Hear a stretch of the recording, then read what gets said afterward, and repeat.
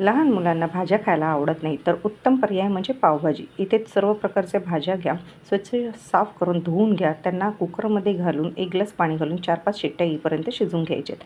त्यानंतर एका कढईत मी इथे 4 चमचे तेल घेतलेले आहेत. त्यात 5-6 बारीक चिरलेले कांदे घातलेले आहेत, अद्रक लसूण पेस्ट, मीठ, थोडीशी साखर, टोमॅटो 4 बारीक चिरलेले घेतलेले आहेत, ते घालून पावभाजी मसाला तिखट घालून छान परतून घेतलेले आहे. त्यात बटर घातलेलं आहे, उकडलेल्या भाज्या घातलेल्या आहेत. गरजेनुसार पाणी घाला, बटर घाला आणि उकळी येईपर्यंत भाजी शिजवून द्या. त्यानंतर कोथिंबीर घाला आणि अमूलचं बटर घाला. आपली पावभाजी खाण्यासाठी तयार आहे.